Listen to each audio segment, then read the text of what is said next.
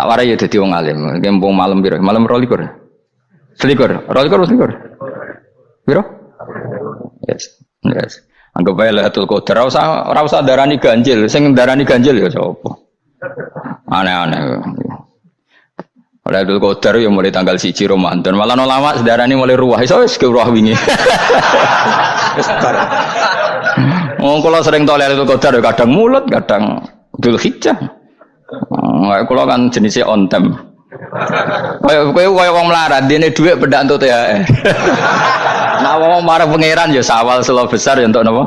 Lailatul Qadar. Mergo Lailatul Qadar iku malam diturunane Quran. Quran itu turun Ramadan tok apa tau Sawal ya tau. Sawal ya tau, Dzulhijjah tau. Dzulhijjah tau. Bolak-balik al-yauma akmaltu lakum turun to bulan apa? Dzulhijjah. Kowe ku mari amatir, itu angel terang. Sing darane Lailatul Qadar iku malam diturunne Quran. Quran turune iku piro? Ya macam-macam, ra Ramadan nggih bolak. Ya, tapi ana kelas-kelas premium, ana kelas umum, kelas umum wis pokoke Ramadan.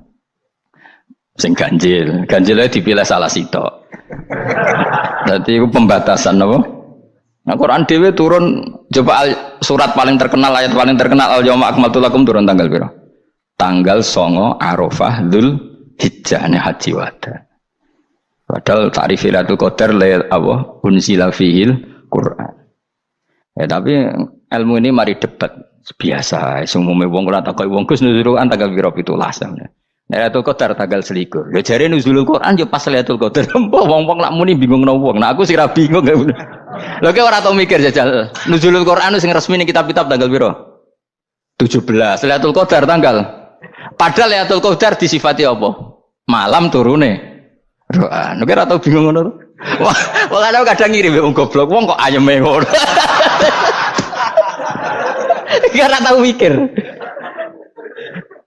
Aku gumun goblok-goblok. Dadi ana ilmu paradok barang ya tenang, santai. Padahal ya tak bedheki ya nuzul Quran tanggal piro sing resmi cara kitab-kitab. 17 Ramadan. Lailatul Qadar sing resmi 21 nganti 29. Terus Lailatul Qadar iku wulan apa? Wulan diturunkannya Al-Qur'an. Berarti tanggal piro? Bocah dijak pinter kurang. Ya kan inna anzalnahu fi lailatul qadar. Saya tak takok. Nuzul Quran tanggal piro? 17. Lailatul Qadar. Seliko. Terus Lailatul Qadar ku malam diturunkannya Al-Quran turun tanggal 17. Berarti Lailatul Qadar tanggal ada dik. Ora tau iskal yo gumen mbek wong-wong. Ya kok penak wae. Mulai dadi wong alim loro, Kang ora usah mari iskal. Ngathuk ditung bodho penak. Pokoke nuzul Quran tanggal piro Kang? 17. Lailatul Qadar selikur. Lha jare Lailatul Qadar pulang tujune Quran kok beda tanggale. Kan gak tau ge mikir. Alhamdulillah. Tanggalan. Lailatul Qadar tanggal piro? Saiki pinter. Tanggal piro, Bos? Gitulah berarti sekliwat. Jadi ilmu itu kabeh bingung no kan. Ya biasa bingung. Mulane yang bodoh barokah. Barokah. Barokah. Kula cara ora dipilih pangeran nggih milih dadi wong bodoh, tapi wong pangeran milih kula dadi wong pinter dadi tak syukuri wae. Tapi kadang kula iri, wong bodoh kuwi iri. Modele penak urip ngono. Santai. Ya saiki ya Lailatul Qadar iku sifatnya apa? Inna anzalnahu fi lailatul. Normalnya kan ainu nuzulil Quran jo ainu Lailatul Qadar. Berarti tanggal piro?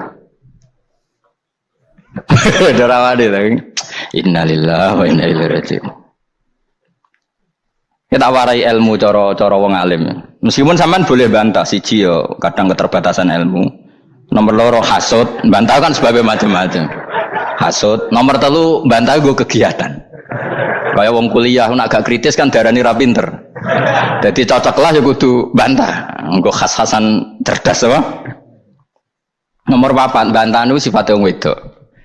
Menang kalah protes. Berarti kowe ora lanang berarti wedok, tukang protes wedok. Nomor 5 bantah itu berarti dia punya keiskalan tapi nggak bisa keluar dari keiskalan itu. Jadi problem Anda ditimbangkan ke saya, itu ya ora sopan. Problem-problemnya dhewe kok ditimbangkan ke saya. Begini terangno.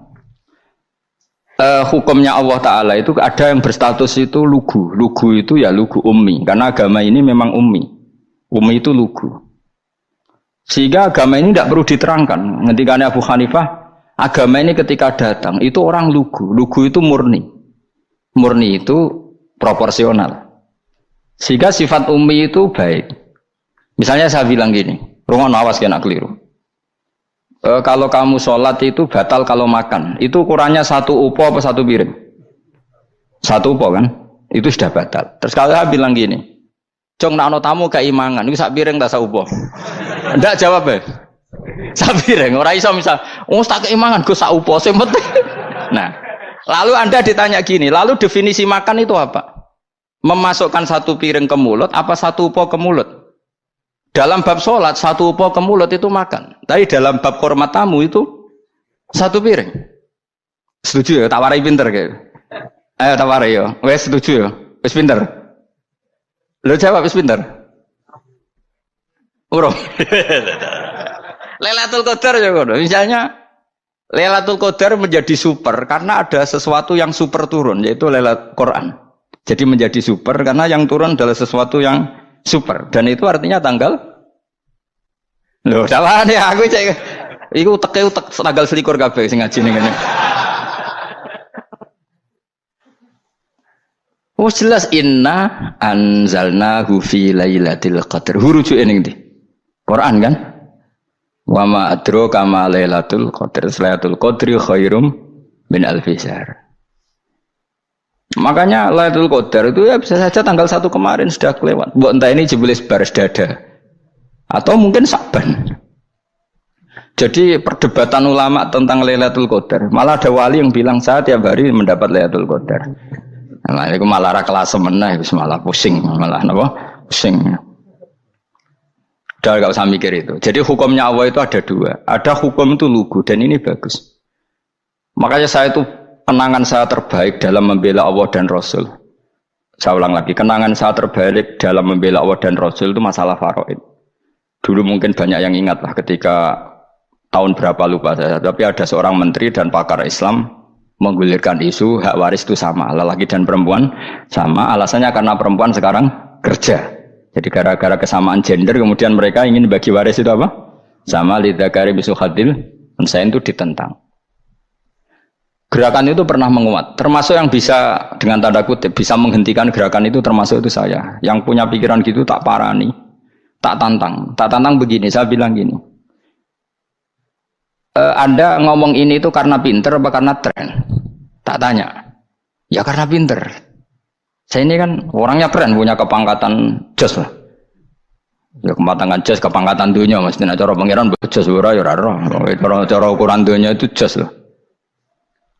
Tak tanya, saya itu Pak Ba, termasuk yang setuju gerakan kesamaan gender. Dulu kan lelaki perempuan itu beda sekali karena lelaki kerja perempuan tidak. Sekarang sama-sama kerja maka warisnya harus sama.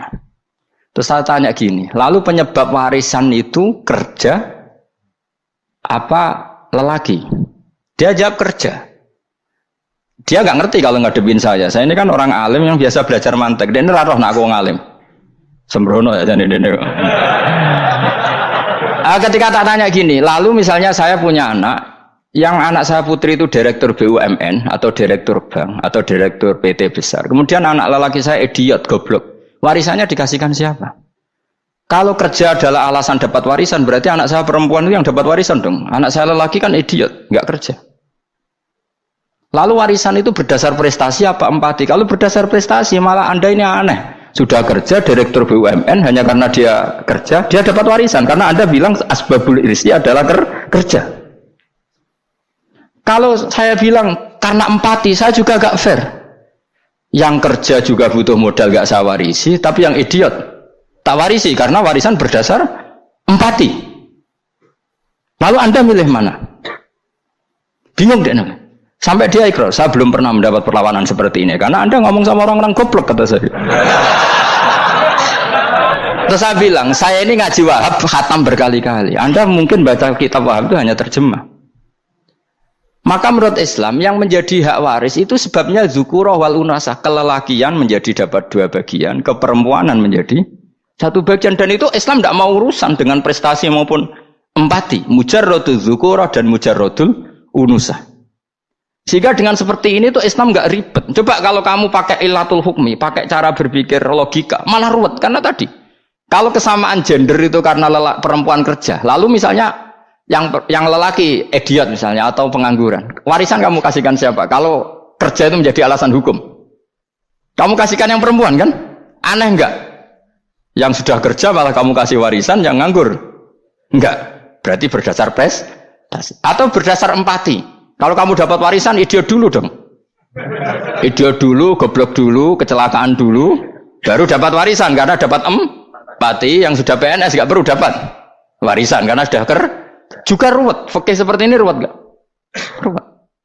Nah, kata Imam Haromen gurunya Ghazali, agama itu kadang dinuna dinul ajais. Kita ikut yang lugu saja. Allah bilang lelaki dapat 2 bagian dari perempuan, ya lelaki ya yang punya alat kelamin, penis. Perempuan yang punya farji, ya sudah gitu aja, enggak usah ruwet-ruwet. Kenapa begitu? Ya sudah seperti itu. Nanti lama-lama gini kalau diterusin. Ada seorang dokter fikih perempuan. Dia menguasai fikih sholat. Ruhin lanang tapi gak menguasai fikih sholat. Rohnya mau pesolatan misalnya. Lalu yang jadi imam siapa kalau berdasar prestasi? Perempuan dong, karena dia doktoral fikih sholat. Dia menguasai aneh-anehnya sholat. Goro ibu masaili sholat dia menguasai. Sementara Ruhin takoi sholat itu apa Ruhin? Pokoknya ini gugus ngadeg terus lugu. Terus ngadeg balik. Apa? Ada mulan. Nak salam ngalerin. Dia tahunya hanya itu dok. Lalu kalau nuruti imam sholat adalah yang terpandai dalam fikih sholat, tentu yang imami perempuan. Tapi agama ini tidak seperti itu. Pokoknya wong lanang imami, wong beda. Jadi makanya kata Imam Haromen, dinuna dinul ajais. Sampai Said Muhammad itu sering ngutip beliau gini kan, Allahumma imanan ka imanil ajais. Ya Allah, semoga iman saya menerima konsep engkau itu ka imanil ajais. Imannya wong wedok-wedok sing lugu. Ajus itu perempuan lugu yang sudah sepuh. Jadi misalnya ngukur anak seneng ya anak kono gedang goreng, ngekei duit, ya lugu saja. Itu bagus. Daripada kamu pakai argumentasi, karena argumentasi ini sebetulnya kelihatan cerdas, tapi ada kebodohan masif. Karena tadi, kalau hak waris kita otak-atik dengan prestasi, maka yang pro empati akan protes. Paham ya? Masa yang sudah kerja dikasih banyak, yang idiot enggak? Tapi kalau berdasar empati juga aneh. Masa dapat warisan harus goblok dulu, harus kecelakaan dulu. Maka Rasulullah pernah ngendikan ketika ditanya, lalu warisan untuk siapa ya Rasulullah? Nabi jawabnya lucu. Fali aula rojulin dakarin. Jadi Nabi sempat ngendikan kata rojul. Kemudian direvisi dakarin. Fali aula rojulin dakarin. Semua ulama ngendikan dakarin di sini adalah badal. Nabi ngendikan rojulin. Kemudian Nabi ingat kalau rojul itu identik dengan lelaki dewasa. Apa? Kemudian Nabi mengulang lagi dakarin. Tidak harus dewasa, yang penting lelaki. Jadi meskipun baru lahir, kalau dalam keadaan baru lahir namanya apa? Kan dakarin kan? Belum bisa dikatakan rojul. Paham ya? Nabi ngulang 2 kali. Fali aula rojulin dakarin. Ini penting saya utarakan supaya clear. Jadi agama itu gak usah diotak-atik. Ya itu tadi misalnya imam sholat itu lelaki. Ya sudah lelaki. Lelaki itu apa? Yang punya alat kelamin lelaki. Jangan dibalik ini. Yang dikatakan lelaki itu orang kuat. Sehingga meskipun perempuan kalau kuat, misalnya perempuan anggota poluan. Lelakinya cemen, idiot, maka imamnya perempuan gitu. Karena makna lelaki adalah kuat. Ini keruwetan. Jadi agama itu tidak seperti itu. Nah sekarang kembali ke pilihan. Yang dikatakan pilihan itu orang hebat. Apa yang dipilih? Apa berdasar definisi? Apa berdasar kehendak yang milih? Loh kok mulai do pinter? Tumben do pinter. Alam raya ini milik Allah.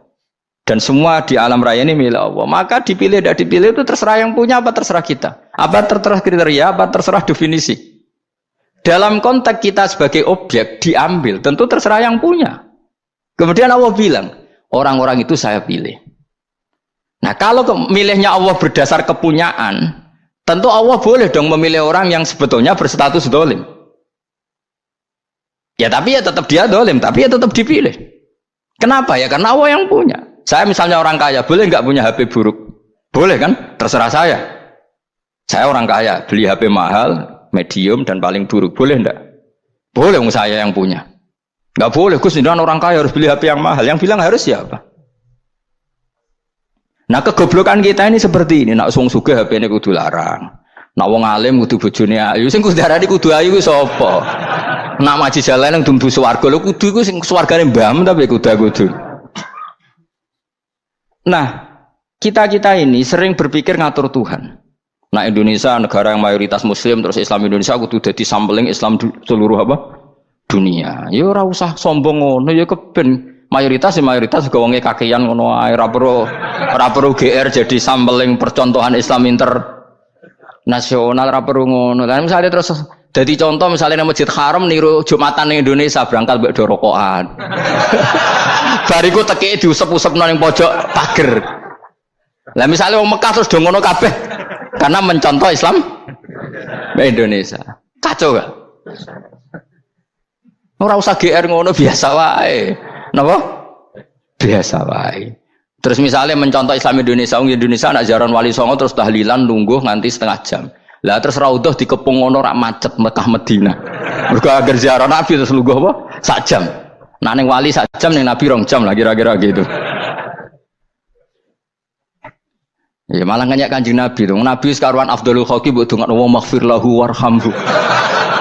Iku malaikat sak langit misah. Ya Nabi kok dongakno di sepuro. Kowe tapi ya butuh sepuro.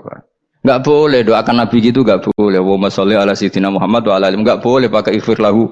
Masalahnya tahlilan apa alam donga iku terus kamu gunakan. Ya misalnya terjadi percontohan Islam dunia terus Nabi kapundhut ditalkin, nak ditakoki waman rebuka piye. Terus Nabi warai waman nabiyuka. Mesti Nabi yo pro, lah aku Nabi coba takoki. Jadi kita ini sering kumo luhur karena kita mayoritas terus jadi percontohan Ora usah ngono. Paham ya napa? Ndak usah ngono, mayoritas sae, tapi ora usah GR jadi apa? Percontohan internasional. Mungkin kalau masalah Islam damai ya bagus. Tapi itu kan tidak hanya Indonesia. Di mana-mana yang Islam damai juga banyak. Dan yang tukaran juga banyak. Toh yang tukaran nggak pernah maklumatkan diri ini percontohan janda. Ya biasa saja. Saya ulang lagi ya. Maka menurut saya nggak akan benar pendapat Khawarij atau pendapat Islam yang keras bahwa orang dosa besar itu keluar dari Islam. Karena ketika Allah mengatakan, kemudian aku pilihkan kitab ini, tak kasihkan orang-orang yang saya pilih. Itu diantara yang pertama adalah, meskipun mereka sebagian tetap zalim. Artinya tetap zalim itu tidak menjadi dia keluar dari status Islam. Paham ya? Sekarang saya tanya, yang dikatakan warga Indonesia itu siapa? Ya siapapun yang bergeografis di Indonesia, lahir sebagai akte Indonesia, ya orang Indonesia. Kemudian ada yang penjahat, ada yang maling, kita penjara. Apa dia keluar dari kebangsaan Indonesia? Enggak kan? Sama ketika orang Islam menjadi zina dan fasik koruptor, keluar dari Islam enggak? Enggak. Karena Allah tetap bilang faminhum. Apa? Faminhum. Jelas ya? Wes kayak ngarah Khawarij. Kenapa? Kalau Khawarij cara berpikir itu ekstrim. Setiap dosa besar itu mengeluarkan orang dari status Islam. Oh, itu bahaya sekali. Karena nanti kalau itu iya, kita akan kehilangan banyak orang nopo Islam. Makanya Nabi nanti ngendikan, saya berharap yang nanti masuk surga dari umatku itu separuh, 2/3. Itu kata ulama-ulama. Kalau kita pakai mazhab Khawarij, orang Islam itu tidak sampai 1/3. Karena banyak yang keluar dari Islam. Duwe keris gak Islam, duwe akeh ra Islam, nglakoni jimat gak Islam, nyekel patok gak Islam, dosa gede gak Islam, korupsi gak Islam. Terlalu banyak yang kita usir dari Islam. Lalu kita ngusir atas nama apa? Coba. Kalau atas nama Tuhan, kamu tidak Tuhan.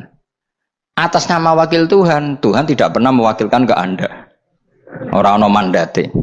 Yang kita tahu dari Quran ya ayat ini, tsumma awrasnal kitabal ladzina astafaina min ibadina. Kemudian kitab ini tak kasihkan orang-orang yang saya pilih. Dan orang yang saya pilih itu faminhum zalimul li nafsi. Dan sebagian dari itu adalah orang zalim, dan itu jelas bagian dari itu. Artinya keluar apa masuk?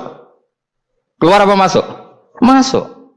Meskipun yang zalim tetap berstatus zalim, kayak warga Indonesia, ini semua warga Indonesia. Paham ya? Yang maling ya tetap warga Indonesia, meskipun ya tetap maling. Jelas ya? Tenan ora gitu. Makanya ahli sunnah itu pendapatnya falam nukafir mu'minan bil wisri. Kita tidak akan mengkafirkan orang mukmin hanya karena melakukan dosa. Kenapa ya? Karena Allah bilang faminhum setengah sangking itu masuk bagian. Dan itu luar biasanya Allah disebut istofaina. Tetap orang-orang apa? Pilihan. Maka ini penting saya utarakan supaya kita ini tidak sok-sokan ya. Terus yang zalimul nafsi pun potensi dimaafkan sama Allah. Asal dia tobat, dan tobat itu sama Allah nggak ada batasnya. Malam yuhur kiri sampai apa? Nafas apa? Terakhir. Dan kadang orang itu sebetulnya nggak niat tobat, cuma ada perilaku tertentu sehingga dadian Allah itu simpati. Itu juga banyak yang diterima tobatnya Allah. Makanya kata ulama-ulama itu, istighfar itu tidak syarat diampuni. Yang menjadi orang terampuni itu kehendak Allah. Istighfar itu bagian kecil dari syarat-syarat itu. Bisa saja orang tanpa istighfar tapi diampuni Allah. Misalnya Allah dawuh, wa yaghfiru ma duna dzalika liman yasha. Itu bukan liman yastaghfir tapi liman yasha. Contoh masyhur kan, kamu pernah dengar kan ada orang nakal itu, mumisah itu ya kira-kira lonte atau apalah. Dia datang pulang ketika melihat anjing ngeleti pasir, dia berpikir ini kehausan kayak saya. Kemudian dia turun ke sungai memberi minum anjing itu, kemudian Allah memaafkan dia karena itu. Pas itu di semua hadis riwayatnya dia tidak pernah istighfar. Terlalu punya perilaku yang menjadikan dia diampun. Banyak enggak seperti itu? Banyak, makanya wa yaghfiru ma duna dzalika liman yasha. Mayasa itu ya yang digedaki Allah. Bisa saja kalian ini sering istighfar tapi enggak dimaafkan Allah. Tapi delala punya satu perilaku yang cara Allah itu penting, kemudian dimaafkan. Kayak Saharatu Fir'aun itu dia tidak pernah istighfar, tukang sihir Fir'aun. Dia diampuni Allah, dikasih iman tuh gara-gara jadi wong Jogja. Wis ngono tok. Jadi pas mau duel adu sihir. Iku delala dekne mendingan ya. Qalu ya Musa imma antulqiya wa imma annakuna nahnul mulkin. Monggo jenengan riyen napa kula riyen. Dadi gara-gara dekne didikan Jogja niku. Lah wong ape duel, mestinya tarung itu semakin cepat mengambil kesempatan kan semakin menang. Ini sudah jelas tarung. Ngapunten jenengan riyen napa. Lha iku pangeran itu terus simpati. Wong kok sopane ngono apa? Akhirnya Allah memberi iman gara-gara apa? Imma antulqiya wa imma annakuna nahnul mulkin. Monggo jenengan riyen. Lah Musa juga Allah juga enggak terima kalau nabinya kalah sopan. Sehingga Allah memerintahkan Musa adalah sopan. Mboten jenengan mawon. Jadi Nabi Musa qala bal alqu. Jadi Nabi Musa enggak jenengan riyen mawon. Jadi coba itu kan unik. Dia tidak ingin diampuni Allah, tapi adalah dia sebenarnya satu perilaku yang menjadikan Allah itu simpati, yaitu kesopanan dia dengan Nabi Musa. Imma antulqiya wa imma annakuna nahnul. Nabi Musa juga bilang qala bal alqu moga jenengan riyen mawon. Akhirnya sakar nggih nak ngoten. Makanya Firaun itu mangkelnya bukan main. Ketika pertunjukan itu akhirnya kan Saharatu Firaun kan kalah. Setelah kalah langsung iman. Maka kata Firaun, ini jelas Musa itu guru kamu. Cuma pura-pura saja kamu pro saya. Lah buktinya apa jare buktinya tadi monggo-monggonan gitu. Makanya Firaun bilang innahu lakabirukumul ladzi 'allamakumus sihr. Wah itu mesti Musa itu gurumu. Padahal dia gak kenal sama sekali. Cuma gara-gara monggo-monggonan tadi itu akhirnya terus pikirannya Firaun. Wah mesti wis kenal suwi mau gayane tok. Mergo gara-gara monggo jenengan riyen. Mboten monggo jenengan mohon. Jadi makanya sampean jangan putus asa. Makanya keliru sekali kalau kita bilang diampuni Allah nunggu istighfar. Enggak. Tentu istighfar penting, kita sepakat. Istighfar itu penting, kita sepakat. Tapi itu tidak satu cara-caranya Allah untuk orang bisa diampuni. Nabi misalnya ngendikan ana wa kafilul yatim kahateni fil jannah. Ya, coba. Orang sering istighfar sama kafilul yatim, kira-kira surganya cepat mana? Cepat kafilul yatim meskipun enggak istighfar. Kalau istighfar terus tapi medit ra karuan. Tak jamin pun rokok alamatnya medit jelas nih rokok aku roh. Wis jelas. Al-bakhil qaribun minan nar, jelas alamatnya deket-deket situ lah, paham ya? Wis jelas as-sakhi qaribun minallah, qaribun minan nas, baidun minan nar. Nah al-bakhil baidun minallah, baidun minal jannah, qaribun minan nar. Jadi wong medit itu ya deket-deket situ alamatnya sudah jelas deket-deket neraka. Ana wa kafirul yatim kahataini fil. Berapa? Apa semua yang dimaafkan Allah Nabi nyebut syaratnya istighfar? Kebanyakan malah enggak. Orang alim misalnya. Makanya orang alim kalau jarang istighfar kamu enggak usah iri. Orang alim tuh mulang tok. Itu langit bumi mintakan ampun. Wa innal alima la yastaghfiru lahu man fis samawati wa man fil ard hatta al khitan fil bahr. Orang alim itu otomatis dimintakan maaf oleh langit dan bumi sampai iwak ning laut. Mulane jendur aku Gus Pak jarang istighfar. Aku sing istighfar iso akeh sembrono. Langit bumi no. Mulane kula nu jarang istighfar bukan karena saya sombong, memanfaatkan istighfar mereka no. Dan saya yakin itu lebih mandi timbang istighfar saya. Koman fis samawati nglebokno Jibril, Mikail. Orang-orang keren apa makhluk-makhluk apa keren. Saya baru cari hadis yang wa innal muta'allim sing ijek belajar tapi belum ketemu. Nanti kalau ketemu tak kasih tahu apa? Karena hadisnya yang saya baca masih wa innal alim apa? Orang alim jadi agak ketat. Nah, nanti kalau sudah ketemu wa innal muta'allima. Nanti dicari. Tapi pasti palsu kalau ada itu. Karena semua tagnya itu apa? Alim. Atau ya kamu alim dibanding yang di bawahnya. Ya semoga itu masuk apa? Jadi dibanding orang Papua kan wis alim. Saya ulang lagi ya, ini penting sekali. Jadi latihlah jangan punya gerakan takfiri orang lain dianggap kafir, orang lain dianggap kafir karena Allah tidak pernah mengusir hambanya. Meskipun apapun salah najiyah kata Allah tetap faminhum. Apa? Faminhum. Hum itu rujuknya ke yang depan. Jadi termasuk orang-orang yang saya pilih adalah faminhum zalimul li nafsi. Tetap dia di arena itu. Nisbatnya Islam ya tetap di area Islam itu. Meskipun yang ya kayak warga Indonesia coba. Warga Indonesia itu siapa yang terlahir di Indonesia dan ber-KTP berkartu keluarga Indonesia sudah. Nanti tentu yang bajingan tetap bajingan, yang koruptor tetap koruptor. Tapi menjadi warga Indonesia terus keluar dari warga Indonesia. Tetap warga Indonesia. Kira-kira seperti itulah analoginya. Tetap istofaina tapi tetap berstatus faminhum zalim. Tapi rujuknya kan tetap faminhum ikut setengah saking alladzinas tofaina. Mulane ngaji sing tenanan. Kowe ora usah anut khawarit. Khawarit ku opo ngamukan. Sidik-sidik wong liya salah itu apa-apaan. Loh saya juga mangkel be wong zalim. Semua orang soleh mangkel be wong zalim, tapi ya dihukum saja. Misalnya dalam Islam ada qisas, ada had, ada hadul qadzaf, hadus sariko. Ya hukuman ya hukuman saja, tapi hukuman itu tidak bisa menghilangkan status. Ya sama seperti manusia tetap manusia, meskipun apapun dia ya manusia. Ya tadi misalnya manusia itu siapa? Ya manusia itu ya manusia. Terus kamu bikin orang yang standar ideal manusia adalah yang berperilaku baik, yang enggak pernah salah. Kemudian kalau Zaid itu maling berarti tidak manusia. Terus barangnya apa? Ketek. Tidak bisa. Makanya kembali lagi dinul aja. Kamu bikin definisi manusia itu tidak usah seangkuh itu. Manusia seperti ini manusia ya sudah. Maling ya manusia, orang soleh ya manusia, orang sedengan ya manusia. Lelaki itu apa? Yang punya alat kelamin penis itu lelaki titik sudah. Sehingga nanti warisannya ya dia lelaki. Sholatnya dia bergaya. Kamu tidak usah bilang gini. Lelaki adalah yang cakap memimpin, yang maco, yang kuat. Jika kalau tidak seperti itu namanya perempuan. Terus kamu membolehkan yang seperti ini jadi makmumnya perempuan. Imamnya perempuan sing maco. Kacau enggak kalau agama nuruti logika-logika itu? Enggak jawab aja. Kacau. Lalu lucunya sekarang banyak kecerdasan yang mengarah ke sana. Makanya agama ini jadi kacau. Karena sudah ada dinul ajais. Agama ini agama ummi. Ya agama ini agama ummi. Kata Allah huwallazi ba'atsa fil ummiyin. Ummiyin itu lugu itu polos. Jadi kalau orang polos misalnya gini. Ini apa? Kira-kira kalau jawab orang polos ini. Jam. Bagus kan jawab jam. Jam untuk apa?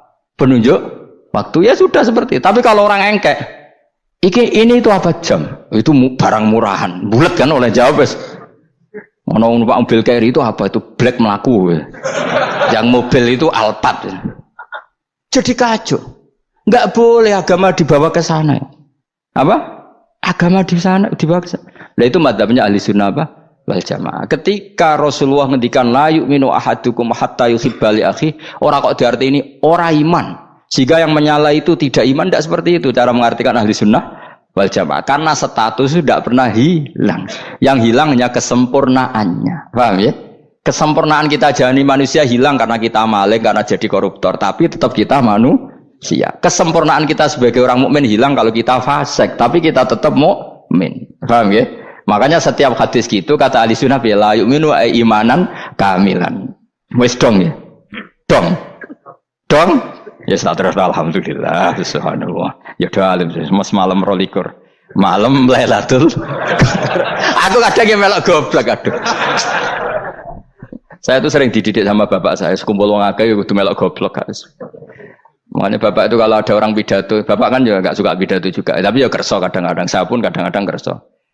Asal sing utus pernah guru, pernah sepuh kadang kerso. Nah, bapak nak bahas pengajian diomongin balik dari bapak, malah bingung, ngomong apa wae. Coba kita dengan PD-nya bilang Lailatul Qadar itu 21 sampai berapa? 29. Lailatul Qadar. Warna iki malam Lailatul Qadar. Lalu Lailatul Qadar keren tuh karena apa coba? Karena nuzulul Quran. Lalu nuzulul Quran tanggal 17. Lalu Lailatul Qadar tanggal berapa? Oh, ada nih. Alhamdulillah. Tapi ini jangan jadi keeskalan yang masif, itu sudah difitnah itu. Coro Gus Bak, ya coro Gus Bak, coro Quran ngawur gitu. Sembrono. Memang aku tidak pendapat tentang Quran, ya dan ayatnya seperti itu. Maka yang benar, Lailatul Qadar itu kata ulama-ulama dulu, orang yang beramal soleh, ya itu sudah anggap saja dapat Lailatul Qadar. Ora ora usah ndelok esuk-esuk ndelok srengenge blerengen ta ora. Nek ora blerengen berarti untuk Lailatul Qadar. Jan mendung kan blereng piye. Terus bengi angite sayup-sayup. Anggere dini hari ya sayup-sayup blok aneh-aneh wae. Lah nek pikir sego ora, berarti wong laut gak taran untuk Lailatul Qadar. Ke segoro kidul angine bianter. Lah nek ning Dieng ya mesti sayup. Mau angin dok gunung wis kesel tadi untuk sayup-sayup. Gaya ukuran ojo ngono, gaya ukuran ngono rak wong Dieng luwih ngrasa entuk Lailatul Qadar timbang wong Segoro Kidul. Segoro Kidul angine apa? Buanter. Padahal alamate piye? Sayup-sayup. Aneh-aneh. Maksudnya alamat ngono iku ora ngono, maksudnya ayat iku Kanjeng Nabi mbadhawuh ngono, maksudnya ora ngono. Wes dong ya. Ayo Lailatul Qadar tanggal aku seneng wong bodho. Kowe enak urip wis happy no? Happy. Ya saya ulang lagi ya. Jadi kejati dirian itu tidak bisa hilang dengan standar keidealan. Yang hilang itu standar apa? Keidealan. Misalnya kita maling ya eman lah sebagai orang mukmin kok maling. Warga Indonesia kok kriminal tuh eman, tapi dia tetap orang Indonesia. Orang Islam tetap Islam meskipun dia fasik. Sebab itu Allah ngendikan faminhum zalimul linafsi. Sebagian dari orang yang saya pilih dia adalah orang dolim. Ya dolim saja. Kamu jangan kamu katakan kafir ya dolim saja. Dolim kira-kira maknanya kurang ajar, kacau, kriminal. Oke, baiklah teman-teman, semua sahabat subscribers, kami ucapkan terima kasih karena sudah menyaksikan kajian dari Gus Baha. Semoga kita semua mendapatkan keberkahan yang sebesar-besarnya dengan aktif menyimak pengajian dari Gus Baha tersebut. Oke, jangan lupa untuk like, subscribe, komen, serta share video-video Gus Baha di channel ini. Sekali lagi kami ucapkan terima kasih. Semoga Anda selalu diberi kesehatan dan dilancarkan rezekinya. Oke.